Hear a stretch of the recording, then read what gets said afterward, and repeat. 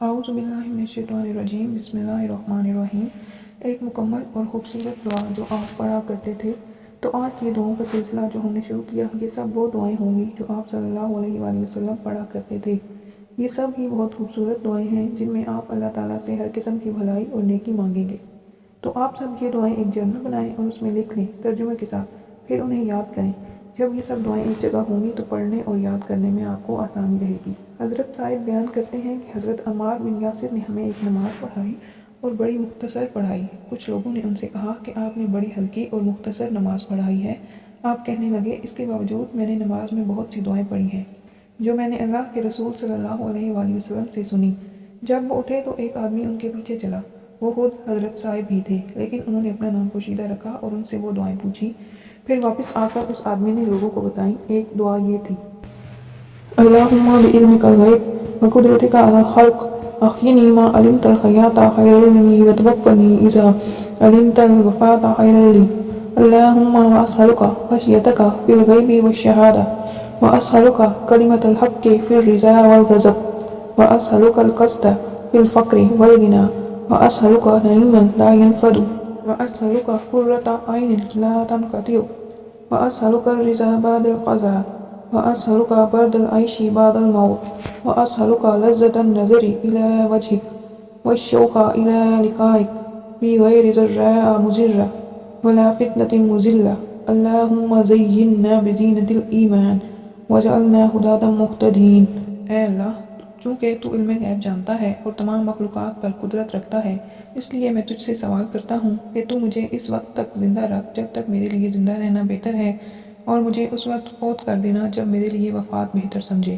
اور اے اللہ، میں تجھ سے باطناً اور ظاہراً تیرے ڈر کا سوال کرتا ہوں، اور رضامندی اور ناراضگی ہر حال میں سچی اور حکمت بھری بات کہنے کا سوال کرتا ہوں، اور فقیری و امیری میں میانہ روی اختیار کرنے کی توفیق مانگتا ہوں، اور تجھ سے ایسی نعمتوں کا سوال کرتا ہوں جو کبھی ختم نہ ہوں، اور ایسی آنکھ کی ٹھنڈک مانگتا ہوں جو کبھی منقطع نہ ہو، اور راضی برضا و قضا رہنے کا سوال کرتا ہوں، اور موت کے بعد لذیذ زندگی مانگتا ہوں، اور تیرے روئے اقدس کے دیدار کے مزے اور تیری ملاقات کے شوق کا طلبگار ہوں، بغیر اس کے کہ کسی نقصان دہ مصیبت میں پھنسوں یا کسی گمراہ کن فتنے میں مبتلا ہو جاؤں۔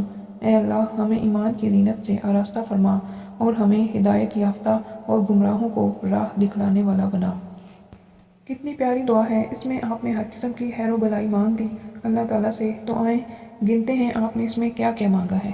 نمبر 1، بہترین وقت پر موت۔ جو شخص یہ سمجھتا ہے کہ وہ اپنی موت کی دعا ایسے کرے گا کہ یا اللہ مجھے موت دے دے، تو یہ بالکل جائز نہیں۔ آپ صلی اللہ علیہ وآلہ وسلم نے موت کی دعا مانگنے سے منع فرمایا ہے، مگر اس دعا میں دیکھیں کتنی پیاری بات کی گئی ہے کہ یا اللہ، جب میری ہر چیز، میرے اعمال، میری نماز، قرآن، اذکار، لوگوں کے ساتھ سلوک وغیرہ سب ٹھیک ہو، سب کچھ بہترین ہو، اور جب تک میرا زندہ رہنا بہتر ہو اس وقت تک مجھے زندہ رکھیے گا اور اسی وقت موت دیجیے گا جو وقت آپ کو بہترین لگتا ہے۔ نمبر 2، اللہ کا ڈر۔ آپ اس میں اللہ تعالیٰ سے دعا کر رہے ہیں کہ وہ آپ کو ظاہری و باطنی، یعنی جو ظاہری آپ کے اعمال ہیں انہیں بھی ایسا بنا دے کہ واقعی لگے کہ میں آپ سے ڈرتا ہوں، اور میرے اندر بھی اپنا ڈر پیدا کر دیں کہ میں کوئی بھی گناہ کرنے سے پہلے 10 بار سوچوں۔ نمبر 3، سچ کہنے کی ہمت، کہ ہر حال میں وہی بات کہوں جو سچ ہو اور حکمت سے بھری ہوئی ہو، کیونکہ کبھی کبھی کچھ حالات ایسے ہوتے ہیں جہاں ہم جھوٹ بول دیتے ہیں مگر یہ تو جائز ہے ہی نہیں، تو آپ اللہ سے سچ بولنے کے لیے ہمت مانگ رہے ہیں۔ نمبر 4، میانہ روی اختیار کرنے کی توفیق، یعنی بیلنس، کہ جب میرے پاس زیادہ رزق ہو، زیادہ مال ہو تب بھی، اور جب نہ ہو تب بھی میں ہر چیز کو ایک بیلنس کے ساتھ خرچ کروں اور فضول خرچی نہ کروں۔ نمبر 5، ان گنت نعمتیں۔ آپ اللہ سے وہ نعمتیں مانگ رہے ہیں جو کبھی ختم نہ ہوں، چاہے وہ صحت ہو، بھلائی کرنا ہو، نیکی کرنا ہو، مال ہو یا اولاد کو نقصان نہ پہنچے، ماں باپ کو صحت والی زندگی ملے، گھر، کاروبار وغیرہ، وہ سب نعمتیں جو اللہ نے ہمیں عطا کی ہیں۔ نمبر 6، آنکھ کی ٹھنڈک، یعنی آپ اللہ سے خوشیاں اور لذت مانگ رہے ہیں جو کبھی ختم نہ ہوں۔ نمبر 7، ہر حال میں راضی۔ آپ اللہ سے توفیق مانگ رہے ہیں کہ ہمیں ہر حال میں راضی رہنے والا بنا دے، جس حال میں بھی اللہ رکھے اس میں ہم شکر کریں۔ نمبر 8، موت کے بعد اچھی زندگی۔ نمبر 9، آپ اللہ تعالیٰ کو بتا رہے ہیں کہ آپ ان سے ملاقات کے طلبگار ہیں۔ نمبر 10، مصیبت، فتنے اور گمراہی سے پناہ۔ آپ اللہ سے ہر قسم کے فتنے جو آپ کو گمراہ کر دے اور اللہ سے دور کر دے اس سے پناہ مانگ رہے ہیں، اور ایمان اور ہدایت سے آراستہ کرنے کی دعا کر رہے ہیں۔ السلام علیکم ورحمۃ اللہ۔